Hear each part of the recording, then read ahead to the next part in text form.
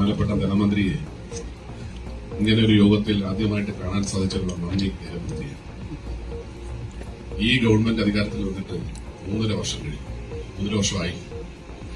നമ്മുടെ നാട്ടിൽ സർക്കാർ ജീവനക്കാരെയും പെൻഷൻകാരെയും പരിഗണിക്കുന്ന ഒരു ധനമന്ത്രി ഈ കാര്യത്തിലെങ്കിലും ഉണ്ട് എന്ന് അങ്ങ് ഈ മീറ്റിംഗിലൂടെ ബോധ്യപ്പെടുത്തിയതിന് നന്ദി. കേരളത്തിലെ സർക്കാർ ജീവനക്കാരും അധ്യാപകരും ഇന്ന് അനുഭവിക്കുന്ന വേദനയെ സംബന്ധിച്ച് 1-2 കാര്യങ്ങൾ സാറിന്റെ വേദിയിൽ സൂചിപ്പിക്കാതെ പോയാൽ അത് വലിയ കഠിനമായി പോകുമെന്നുള്ളതുകൊണ്ട് 1-2 കാര്യങ്ങൾ സൂചിപ്പിക്കാൻ പറ്റില്ല.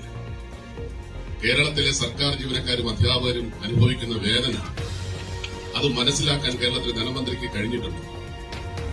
കഴിഞ്ഞ 3.5 വർഷമായിട്ട് ഈ സംസ്ഥാനത്തെ ജീവനക്കാർ എങ്ങനെ ജീവിക്കുന്നുവെന്ന് കേരളത്തിലെ ധനമന്ത്രി അന്വേഷിച്ചിട്ടുണ്ട്.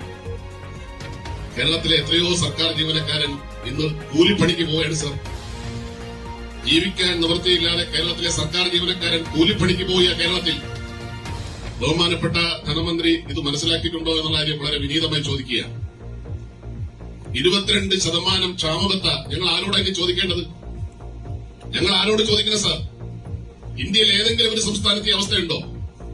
നമുക്ക് ചോദിക്കാൻ ഒരു നാഥനുണ്ട് ഈ കേരളത്തിൽ. ബഹുമാനപ്പെട്ട മുഖ്യമന്ത്രിയുണ്ട്, ധനമന്ത്രിയുണ്ട്. പക്ഷെ ഞങ്ങളെ കേൾക്കാൻ ആരുമില്ലാത്തൊരവസ്ഥയാണ്. ആ അവസ്ഥയിൽ നിന്നുകൊണ്ടാണ് ഈ കേരളത്തിലെ 22% ക്ഷാമബത്ത കുടിശ്ശികയാക്കി ഞങ്ങൾ നട്ടം തിരികെയാണ് കേരളത്തിലെ സർക്കാർ ജീവനക്കാരൻ. സാർ ഇത് കേൾക്കണം.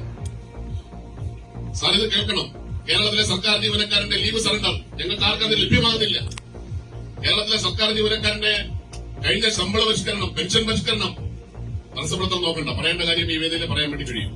1-2 കാര്യങ്ങൾ ബഹുമാനപ്പെട്ട ധനമന്ത്രി വിളിച്ച യോഗമായിട്ട് അദ്ദേഹത്തെ സൂചിപ്പിക്കാൻ വേണ്ടിയിട്ടാണ് ഈ കാര്യങ്ങൾ സൂചിപ്പിക്കുന്നത്, പ്രസംഗിക്കുന്നതല്ല.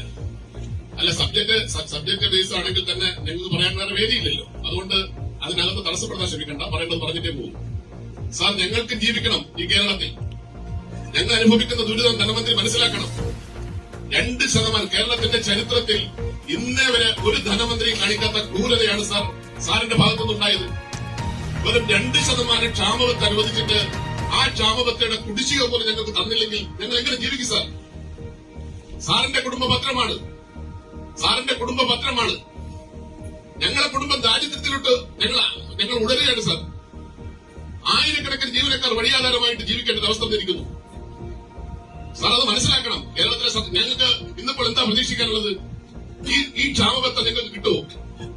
ഈ ലീവ് സറണ്ടർ ഞങ്ങൾക്ക് ഏത് കാലത്ത് കിട്ടും? ഞങ്ങളെ ശമ്പള പരിഷ്കരണത്തെ കുറിച്ച് ആര് തരും ഞങ്ങൾക്ക്?